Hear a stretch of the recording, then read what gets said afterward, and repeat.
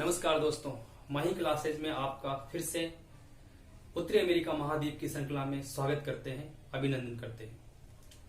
उत्तरी अमेरिका के अब तक हमने भौतिक प्रदेश पढ़े। भौतिक प्रदेश के बाद आज हम पढ़ रहे हैं उत्तरी अमेरिका महाद्वीप की जलवायु। तो दोस्तों, शुरुआत हम करते हैं जलवायु से कि जलवायु क्या है। हम बात कर रहे हैं कि जलवायु, लेकिन दोस्तों जलवायु से पहले कुछ चीजें आती है कि पूरी पृथ्वी जो है उसके चारों तरफ एक वायुमंडल फैला हुआ है। यदि हम ग्लोब की बात करें तो ग्लोब के चारों तरफ क्या है, एक वायुमंडल है। लगभग कहां तक, 1000 किलोमीटर की ऊंचाई तक हम वायुमंडल को सामान्य रूप से मानते हैं। सौममंडल, समताप मंडल, मध्य मंडल, आयल मंडल, तो एक तरह से वायुमंडल इसके चारों तरफ फैला हुआ है। और उस वायुमंडल की जो सबसे नीचे वाली परत है, यानी जस्ट पृथ्वी से ऊपर वाली परत, क्षोभ मंडल। क्षोभ मंडल जो है उसमें विभिन्न मौसमी घटनाएं घटित होती है। उस मंडल के अंतर्गत तापमान, आर्द्रता, वायुदाब, पवन की गति, उसकी दिशा, ओला, वर्षा, कोहरा, तुषार, ये सभी क्या है, इस क्षोभ मंडल में घटने वाली मौसमी या वायुमंडलीय घटना है। और इन सभी को, तापमान को, आर्द्रता को, वर्षा को, पवन, इन सभी को हम क्या कहते हैं, मौसमी घटक कहते हैं। अब ये मौसमी जो घटक हैं, चाहे वो तापमान हो, आर्द्रता हो, ये सभी अलग अलग क्षेत्रों पर अलग अलग रूप से पाए जाते हैं। सभी जगह एक जैसा तापमान नहीं होता। राजस्थान के थार डेजर्ट का तापमान अलग है, तो हाड़ौती की पठार का तापमान अलग होगा, वहां की आर्द्रता अलग होगी। तो यानी कि ये सभी कारक जो हैं, वायुमंडलीय दशाएं जो हैं, वायुमंडल के जो घटक हैं, तापमान, आर्द्रता, ये सब क्या घटक है। ये घटक अलग अलग क्षेत्र पर अलग अलग भौगोलिक कारकों द्वारा प्रभावित होते हैं। और जब ये प्रभाव, इनका प्रभाव यदि किसी कम समय के लिए होता है, यदि सपोज कीजिए तापमान कुछ समय के लिए परिवर्तन हुआ, तो कुछ समय के लिए, क्षणिक अवधि के लिए परिवर्तन होता है, तो उसे हम क्या कहते हैं, मौसम कहते हैं। अब यदि तापमान की दशाएं 30 से 50, यानी कि लगभग 30 से 50 वर्षों के दौरान तापमान की दशाएं ही बदल गई, वहां वर्षा जो 20 सेंटीमीटर होती थी, आज 75 सेंटीमीटर वर्षा हो रही है, वर्षा का सिचुएशन ही बदल गया। पवनों की गति बदल गई, दिशा में थोड़ा परिवर्तन आ गया। तो यानी कि दीर्घ काल के लिए वहां किसी स्थान विशेष की वायुमंडलीय दशाएं यदि किसी दीर्घ काल के दौरान परिवर्तित होती हैं, तो उन दशाओं को, उस सिचुएशन को हम जलवायु कहते हैं। लेकिन कंडीशन है कि वो जो दशाएं हैं, तापमान, आर्द्रता, वायु, कोहरा, ये सब 30 से 50 साल के वर्षों के दौरान थोड़ा सा इनमें परिवर्तन आ जाता है, तो ऐसी दशाओं को हम क्या कहते हैं, जलवायु कहते हैं। किंतु जलवायु का एक छोटा पार्ट है मौसम। यानी कि हम कह सकते हैं कि यदि किसी क्षणिक अवधि में आप देखो, अचानक धूप छा रही है, धूप के बाद अचानक बादल आए, वर्षा हो गई, तो क्या हुआ, मौसम बदल गया। इसलिए कहते हैं ना, आज मौसम सुहाना हो गया। ऐसा थोड़ी ना कहते हैं आज जलवायु सुहानी हो गई। तो यानी क्या हुआ कि मौसम और जलवायु, एक पॉइंट हो गया आपके पास जलवायु। दूसरा कौन सा हुआ, मौसम। तो जलवायु जो है वह 30 से लगभग 50 वर्षों के दौरान किसी प्रदेश में पाई जाने वाली वायुमंडलीय दशाओं के परिवर्तन को जलवायु कहते हैं। जलवायु जो है वह दीर्घकालिक परिवर्तन है। तो इस प्रकार यदि हमने कहा कि 30 से 40 सालों के दौरान वहां की जो इतनी दशाएं हैं, वो दशाएं बदल गई, अब सिचुएशन अलग होगी। यानी कि उस दशाओं के सारे को योग जो हमें वो कहेंगे, एक औसत एवरेज ले लिया जाएगा। वो औसत एवरेज 30 से 25 साल का जो होगा, 50 साल का, वो एक जलवायु हो जाएगी। लेकिन मौसम होता है एक छोटी अवधि का, एक दिन का भी हो सकता है।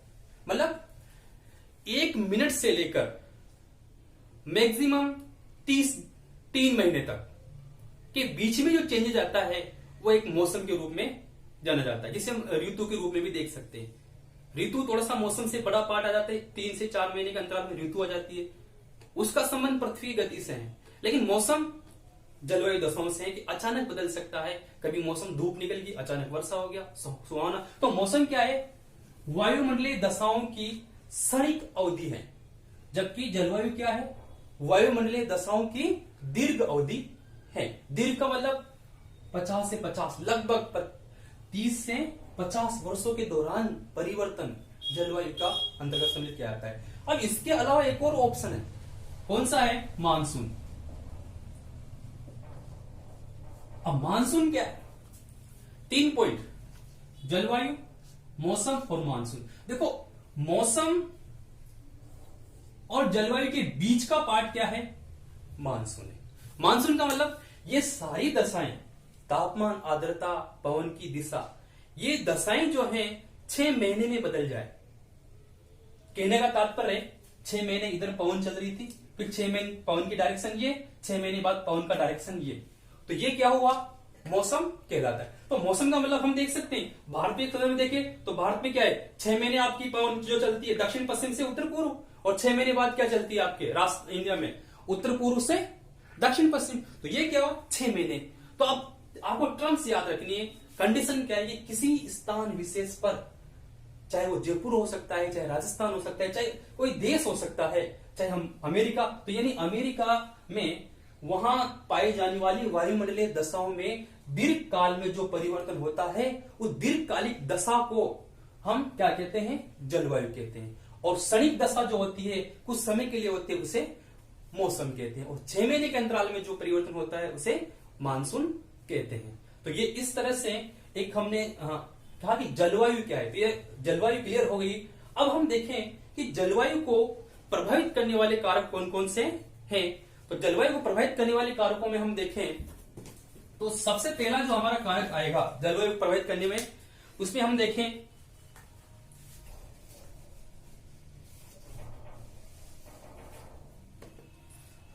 जलवायु को प्रभावित करने वाले कारकों की बात करें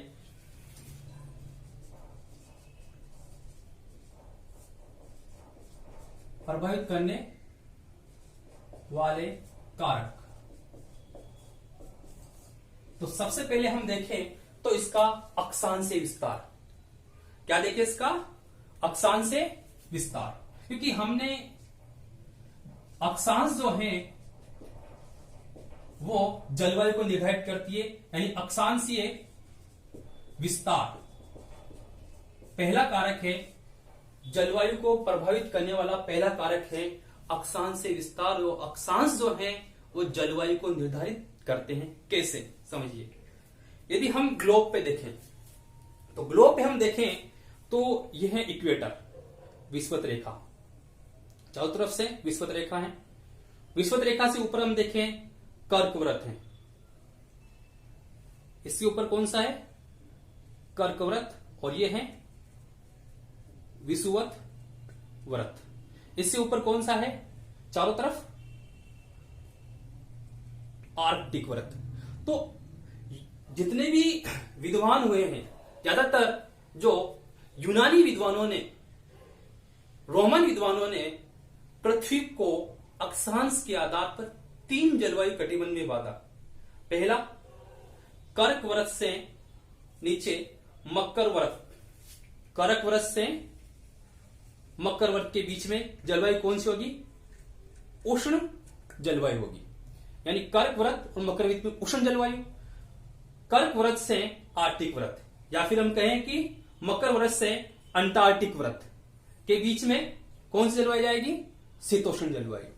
और इससे नीचे साउथ में अंटार्कटिका व्रत से दक्षिण तक, और इधर आर्टिक व्रत से नॉर्थ पोल तक कौन सी आ जाएगी? शीत जलवायु। तो कुल मिला के 3 जलवायु हो गई यदि हम देखें तो। यानी कि अब इसमें देखें, यदि हम अक्षांश के आधार पर जलवायु को प्रभावित करने वाला कारक देखें तो आप देख सकते हो कर्क व्रत कहां पर है? ये कर्क व्रत है जो है कैलिफोर्निया प्रायद्वीप, मैक्सिको की खाड़ी और क्यूबा से जस्ट ऊपर, फ्लोरिडा से नीचे गुजर की जाती है। तो ये हो गया कर्क व्रत। आर्टिक व्रत आप देख सकते हो, ये आर्टिक व्रत है। तो यानी कि अब हम देखें कि उत्तरी अमेरिका महाद्वीप का दक्षिणी वाला पोर्शन जो है, जिसमें मैक्सिको, होंडुरास, ग्वाटेमाल, पनामा, ये सब कंट्री किस में आती है? उष्ण कटिबंध में आती है। किस में आती है? उष्ण कटिबंध जलवायु के अंतर्गत सम्मिलित की जाएगी। तो यानी अक्षांश ने प्रभावित किया। अब इसके ऊपर देखें कि कर्क व्रत से आर्टिक व्रत कौन सा आएगा? शीतोष्ण कटिबंध। कौन सी जलवायु होगी यहां से यहां तक? शीतोष्ण कटिबंध जलवायु होगी। शीतोष्ण कटिबंध जलवायु कहां से कहां तक? कर्क व्रत से आर्टिक व्रत तक कौन जलवायु? शीतोष्ण कटिबंध जलवायु। तो यहां कर्क व्रत से आर्टिक व्रत तक कौन सी? शीतोष्ण कटिबंध जलवायु। अब इसके ऊपर आर्टिक व्रत से नॉर्थ पोल तक कौन सी आ जाएगी? शीत कटिबंध जलवायु। तो यानी कि अक्षांशों के आधार पर भी उत्तरी अमेरिका महाद्वीप 3 जलवायु में बढ़ गया। उष्ण कटिबंध, शीतोष्ण कटिबंध और शीत कटिबंध। तो ये जो बटा हुआ है, ये विशेष रूप से जलवायु जो है वो पृथ्वी के झुकाव की वजह से और सूर्य के प्रकाश की वजह से ऐसा होता है। क्योंकि सब सूर्य का प्रकाश क्या है कि हमें इतना तो पता है कि सूर्य का प्रकाश जो है वो कर्क व्रत के बाद हमेशा तिरछा गिरता है। कर्क व्रत के बाद, कर्क व्रत से मकर व्रत के बीच में वो सीधा वर्ष भर सीधा गिरता रहता है, लेकिन कर्क व्रत से उत्तर की ओर हमेशा तिरछी होती है, इसलिए जलवायु उसको प्रभावित करती है। लेकिन यहां हम बात कर रहे हैं अक्षांश की। तो अक्षांश का मतलब है कि अक्षांश किस प्रकार से प्रभावित कर रहे हैं। तो अक्षांशों के हिसाब से देखें तो उत्तरी अमेरिका महाद्वीप 3 जलवायु कटिबंध में बटा हुआ है। इसमें कुछ ऑप्शन आता है कि एक हमने पढ़ा उष्ण कटिबंध जलवायु, दूसरी शीतोष्ण कटिबंध जलवायु, तीसरी शीत कटिबंध जलवायु। दोस्तों एक और वर्ड आता है उपोष्ण कटिबंध। ये उपोष्ण कटिबंध क्या है? दोस्तों उपोष्ण कटिबंध जो है उष्ण के निकट का जो पार्ट आता है वो उपोष्ण आता है, और शीत के निकट का जो पार्ट आता है वो शीतोष्ण आता है। यदि हम शीतोष्ण कटिबंध को भी 2 भागों में बांट सकते हैं, शीतोष्ण कटिबंध को भी 2 भागों में बांट सकते हैं। एक होता है उपोष्ण कटिबंध, एक तो उष्ण है और एक शीत है, उपोष्ण, और एक होता है शीतोष्ण। शीतोष्ण को भी 2 भागों में बांट दिया, उपोष्ण और शीतोष्ण। तो जो उष्ण के निकट होगा वो होगा उपोष्ण, और जो शीत के निकट होगा वो है शीतोष्ण। तो इस तरह से ये भी हम इसको देख सकते हैं। तो ये है अक्षांश के आधार पर जलवायु का वर्गीकरण। दूसरा कारक है पर्वतीय श्रेणियां।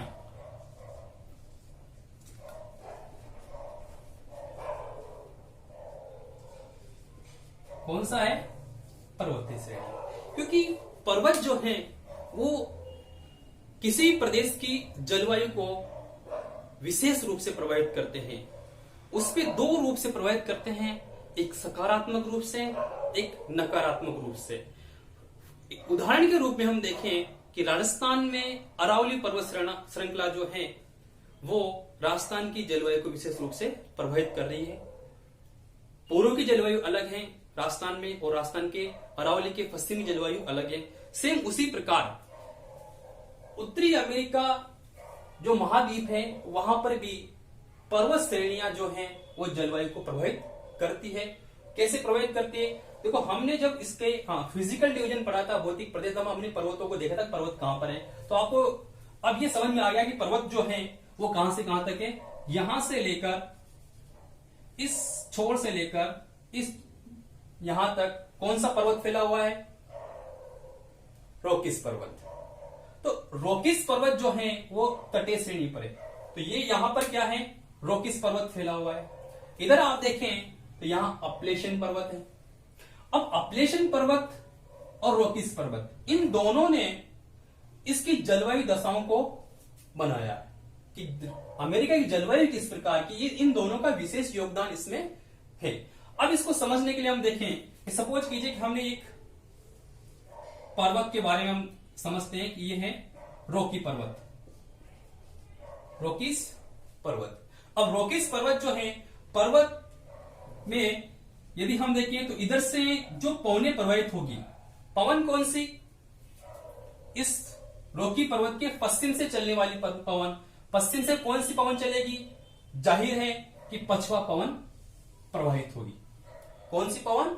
पछुआ पवन। अब जब पछुआ पवन समुद्र से आर्द्रता को अपने साथ लेके आती है तो वो पर्वतों पे चढ़ाव करती है, पर्वतों पे ऊपर चढ़ती है। चढ़ने के दौरान क्या होता है कि उसमें जैसे जैसे पवन ऊपर उठती जाती है तो उसका तापमान कम होता है, और तापमान कम होने से सापेक्ष आर्द्रता जो है वो बढ़ती जाएगी। यानी कि एक समय ऐसा आएगा कि तापमान बहुत कम हो जाएगा और वहां पर आपको औसांग बिंदु प्राप्त होगा। जैसे पवन ऊपर उठेगी, पवन ऊपर उठती जाएगी और एक समय तापमान बहुत ज्यादा कम होगा, पवन कम होगा तो वहां औसांग बिंदु ड्यू पॉइंट प्राप्त होगा। ड्यू पॉइंट के बाद वर्षा होना शुरू हो जाती है। यानी कि ड्यू पॉइंट के बाद संघनन होता है, कंडेंसेशन होता है, संघनन के बाद वर्षा शुरू हो जाती है। तो यानी कि पर्वत जो है, पर्वत पवन को ऊपर उठाने में अपना सहयोग प्रदान करते हैं। यदि पवन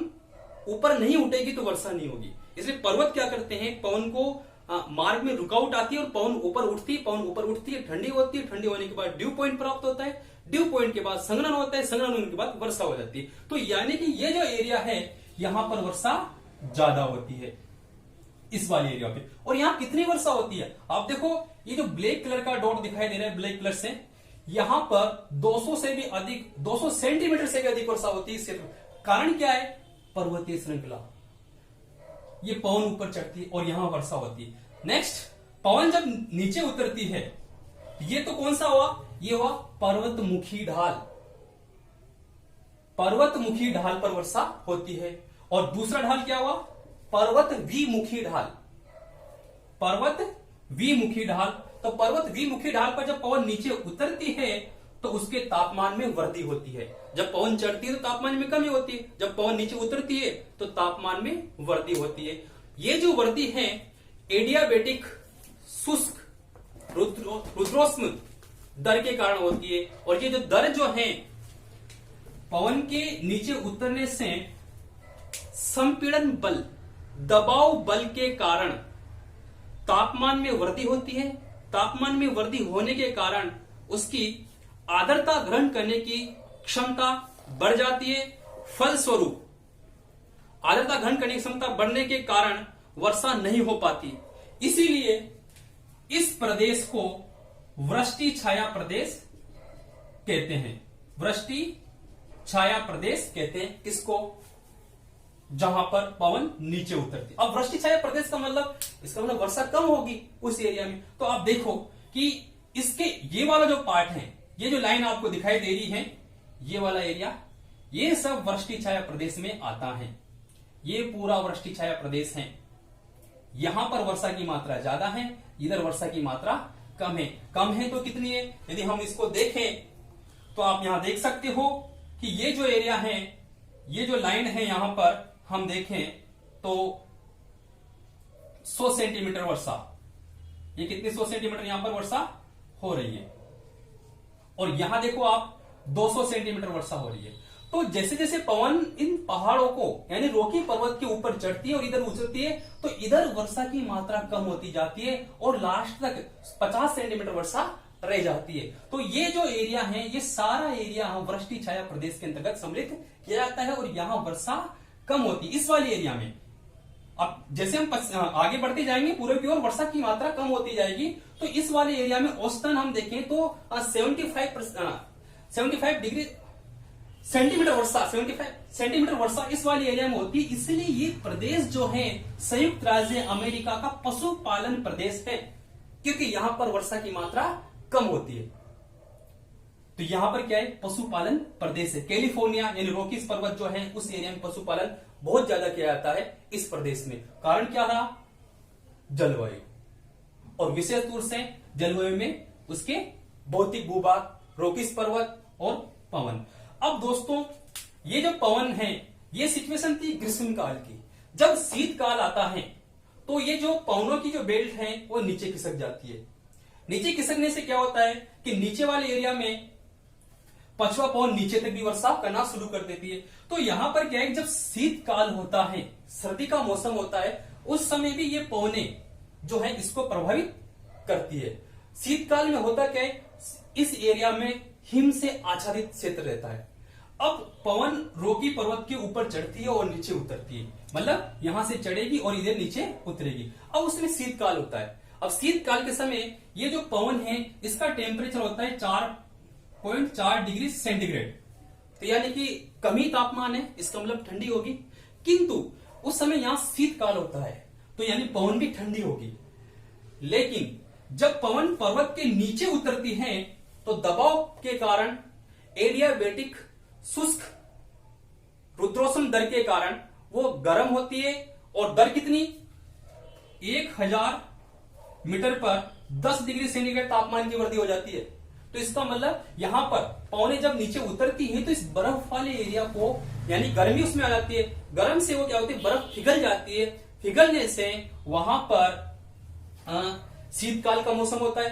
पिघलने के कारण वहां पर क्या होता है, हिम जो है, हिम पूरी पिघल जाती है। इसलिए ये जो पवन है, इस पवन का नाम है चिनूक। क्या नाम है इसका, चिनूक पवन। और इस चिनूक पवन जो है इन पर्वतों से नीचे उतरती है, यानी पूर्वी ढाल की ओर निकलती है, और उस समय यानी इस पवन को वो बर्फ जो पिघल जाती है, पिघलने के बाद वहां पर गेहूं की खेती के लिए बुआई का समय हो जाता है और चारागाह का विकास हो जाता है। तो इस पवन को वहां के व्यक्ति स्नो हीटर मतलब बर्फ को निगलने वाली, जिसे हम हिमबख्शी भी कहते हैं। क्या कहते हैं उसे, हिमबख्शी, यानी कि हिम का भक्षण करने वाली। उस पवन को नाम क्या दिया हमने, हिमबख्शी, हिम को खत्म करने वाले। तो यानी कि ये पवन और पर्वत श्रेणियां दोनों ही आपस में मिलकर अमेरिका की जलवायु दशाओं को विशेष रूप से प्रभावित कर रही हैं। अब ये हमने समझा कि पश्चिमी पर्वतीय प्रदेश जो है, जिसे हमने कार्डिलेरा कहा था, वो कार्डिलेरा किस प्रकार उत्तरी अमेरिका महाद्वीप की जलवायु को प्रभावित कर रहा है। ये शीतकाल में भी करता है और ग्रीष्म काल में भी करता है। अब हम देखिए इधर चलते हैं अपलेशियन पर्वत की तरफ। अब अपलेशियन पर्वत की तरफ हम देखें तो अपलेशियन पर्वत में हम देखें कि पूर्वी जो छोर है, यानी कि फ्लोरिडा और अपलेशियन पर्वत जो एरिया है, ये अपलेशियन पर्वत वाला एरिया है। इस अपलेशियन पर्वत क्षेत्र पर, अपलेशियन पर्वतीय क्षेत्र पर यहां आती है अटलांटिक महासागर से होती हुई व्यापारिक पवनें, जिन्हें सनमार्गी पवन भी कहते हैं। ये व्यापारिक पवनें अपलेशियन पर्वतीय वाले क्षेत्र पर वर्षा करती है। तो यहां पर भी वर्षा की जो मात्रा होती है वो 100 से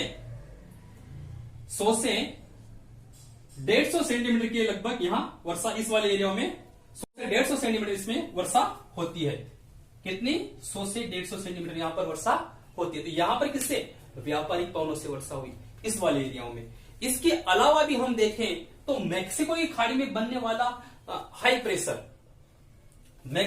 हाई प्रेशर कब बनेगा भाई, जब यहां पर टेम्परेचर क्या होगा, लो होगा, तो हाई प्रेशर बनेगा।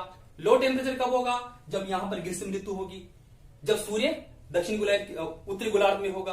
तो यहां पर लो प्रेशर बनने से यहां कुछ मानसूनी कैरिबियन सागर का मानसून उत्पन्न होता है।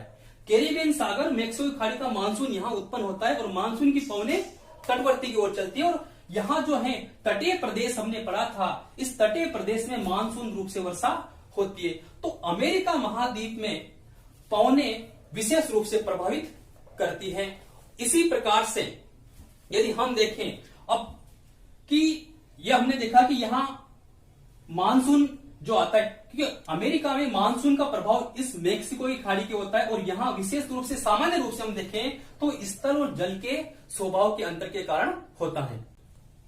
तो इस तरह से मैक्सिको की खाड़ी से उत्पन्न होने वाला जो मानसून है वो तटवर्ती क्षेत्रों को प्रभावित करता है, और यहां पर जो वर्षा होती है वो 150 सेंटीमीटर के समथिंग यहां वर्षा होती है। 150 से 200 सेंटीमीटर वाला एरिया ये वर्षा का एरिया है। तो ये एक तरह से पूर्ण रूप से एक मानसून नहीं है। जैसे हम भारत में जो पढ़ते हैं, भारत का मानसून अलग प्रकार से है, इसी प्रकार से मैक्सिको का मानसून जो है पूर्ण रूप से मानसून नहीं होता। क्योंकि भारत का मानसून पूर्ण रूप से होता है, यहाँ का मानसून पूर्ण रूप से नहीं बनता, आंशिक रूप से यहाँ बनता है। तो ऐसे मानसून को हम क्या कहते हैं, शैडो मानसून कहते हैं। मानसून छाया इसे नाम दिया गया है, यानी कि सामान्य रूप से इसका जो ज्यादा शब्द प्रचलित है वो शैडो मानसून के नाम से जाना जाता है। तो मेक्सिको का मानसून, अमेरिका का मानसून जो कौन सा है, शैडो मानसून है। तो ये मानसून से प्रभावित हो रहा है।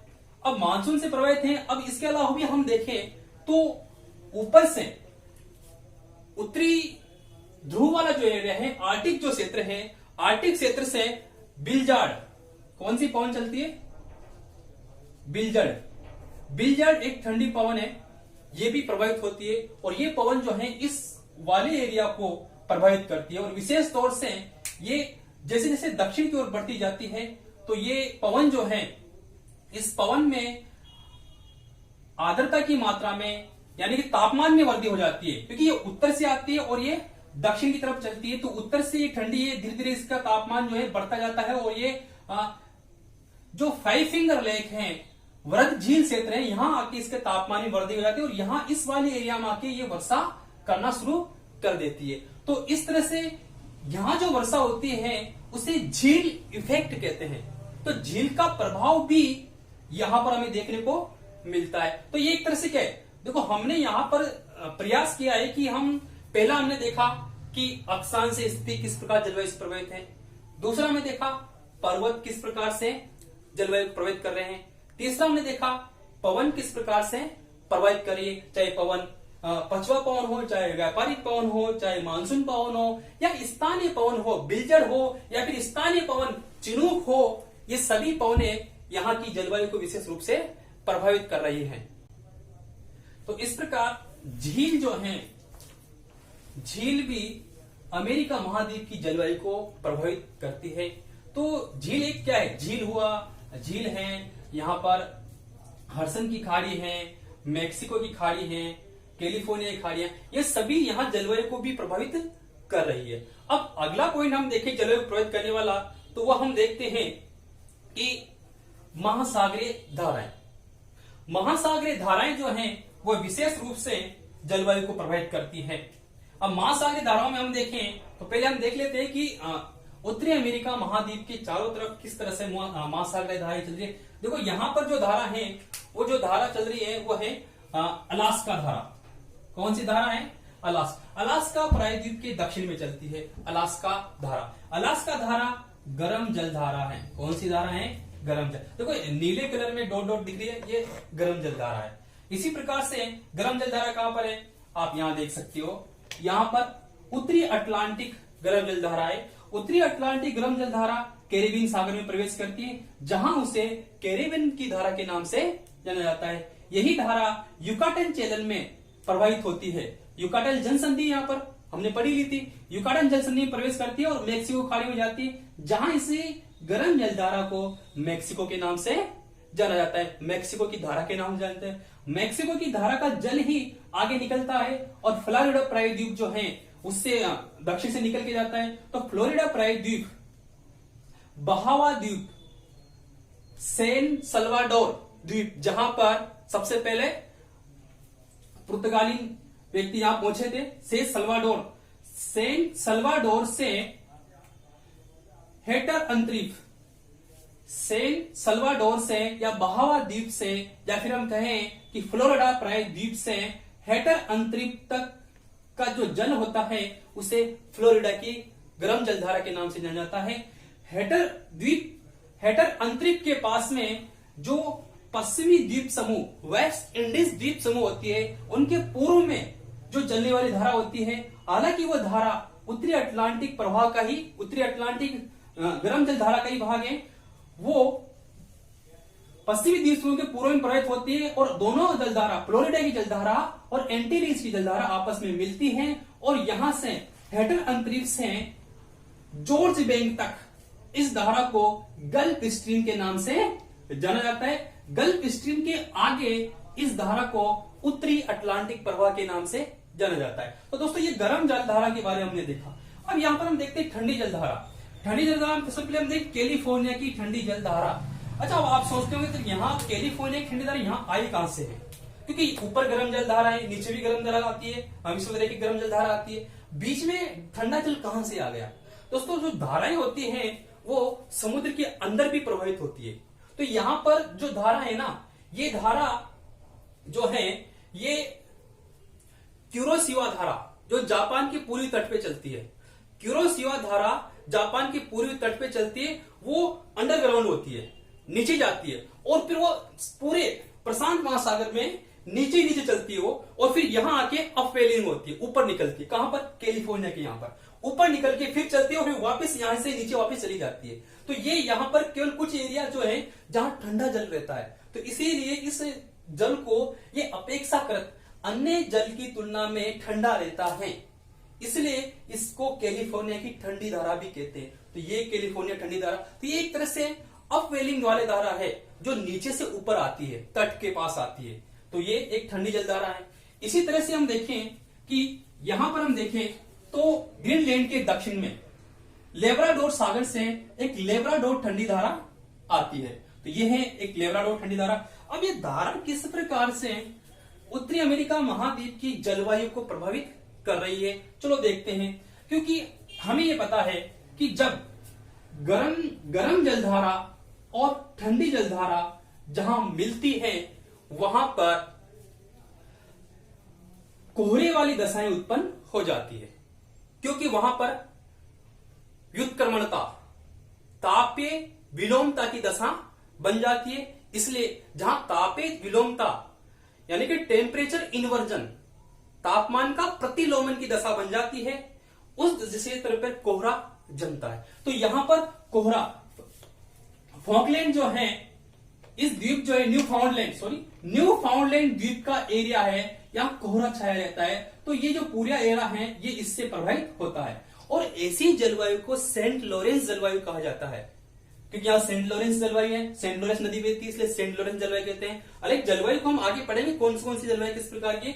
हमें अभी देखना है कि क्या धारा भी प्रभावित करती है। जी हाँ, धारा भी प्रभावित करती है जलवायु को, और यहाँ की जलवायु जो है नमी युक्त रहती है, दोनों प्रकार की जलवायु है। और यही कारण है कि लेब्राडोर ठंडी धारा जो है उसी के कारण से सेंट लॉरेंस दल जो है वो शीतकाल में जम जाता है, और शीतकाल के समय यहाँ पर व्यापारिक गतिविधियां अवरोध हो जाती है, इनका अर्थव्यवस्था कमजोर हो जाती है। जैसे ग्रीष्म काल आता है फिर ठंडी धारा जो है वो थोड़ी सी ऊपर की ओर शिफ्ट हो जाती है, और गल्फ स्ट्रीम जो है वो थोड़ी यहां तक प्रवेश कर जाती है, और फिर वापस इनके बंदरगाह खुल जाते हैं। तो ये एक तरह से यहाँ की अर्थव्यवस्था को प्रभावित करती है, क्लाइमेट को प्रभावित करती है। यहीं पर ही आपको देखा होगी संयुक्त राज्य अमेरिका का जो ये न्यू फाउंडलैंड जो द्वीप है, जॉर्ज बैंक, सेंट पियरी बैंक, बाउंड्री बैंक, यहाँ बहुत सारे बैंक पाए जाते हैं, और ये मत्स्य उत्पादन के लिए भी सबसे प्रसिद्ध स्थान है। तो यहाँ पर ये जो गर्म धारा और ठंडी जलधारा मिलकर यहाँ जलवाष्प बनाती है, और जलवाष्प की वजह से यहाँ पर वर्षा होती है।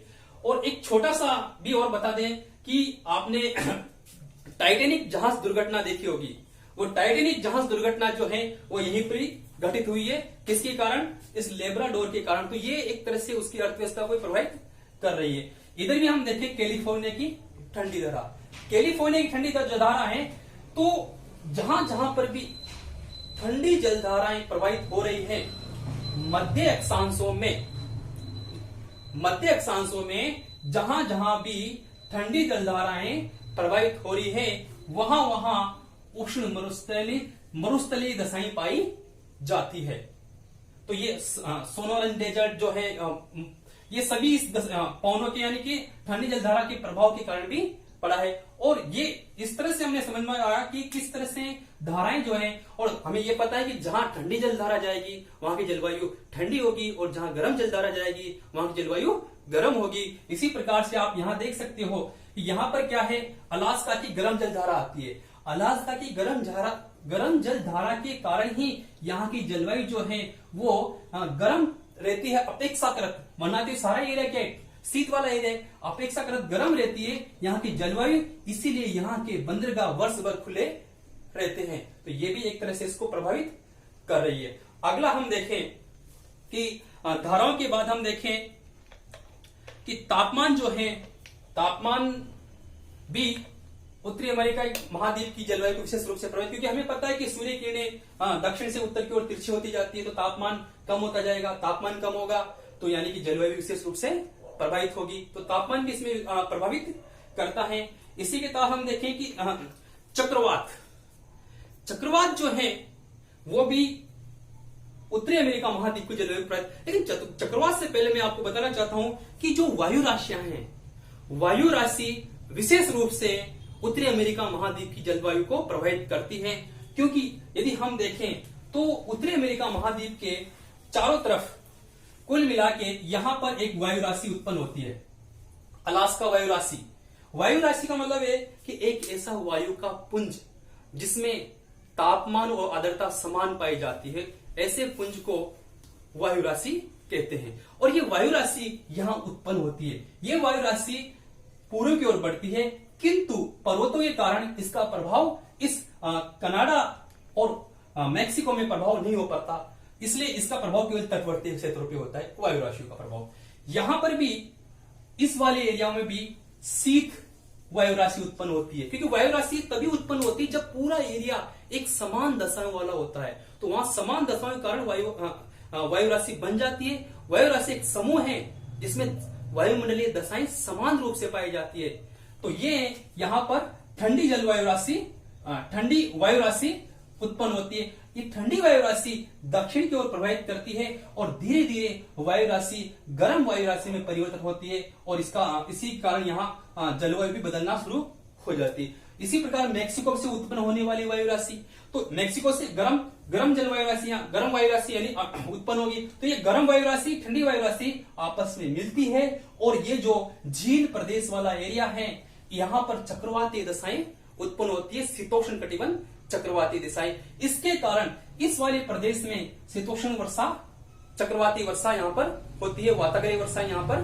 होती है, तो ये जलवायु भी इसको प्रभावित कर रही है। साथ ही हम देखें कि मैक्सिको खाड़ी में ग्रीष्म काल में उत्पन्न होने वाले उष्ण कटिबंध चक्रवात, जिसे हम टोर्नेडो कहते हैं, वो टोर्नेडो भी इस अपलेशियन पर्वतीय क्षेत्र वाला और मैक्सिको खाड़ी वाले एरिया को विशेष रूप से प्रभावित करता है। तो यहां पर भी यहां पर चक्रवाती वर्षा होती है। कौन से?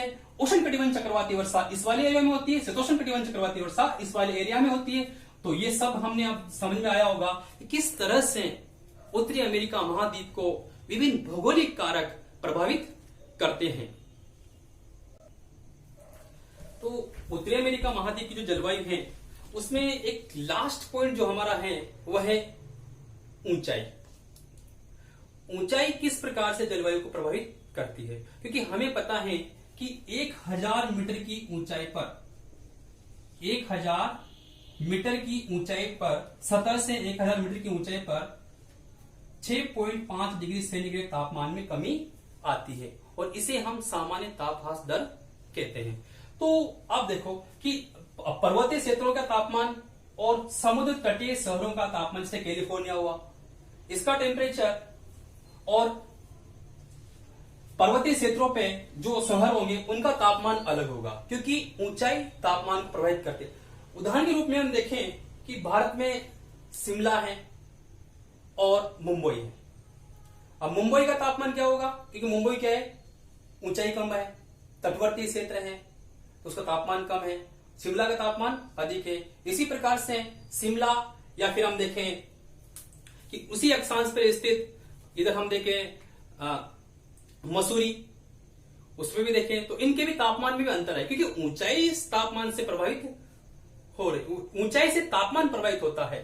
तो यानी कि जो अधिक ऊंचाई वाले स्थान होंगे उनका तापमान क्या होगा, कम होगा, और जो जिनकी ऊंचाई कम होगी, समुद्र लेवल से जिनकी ऊंचाई कम होगी, उनका तापमान अधिक होगा। तो इस तरह से तापमान भी यहाँ इसको प्रभावित कर रखा।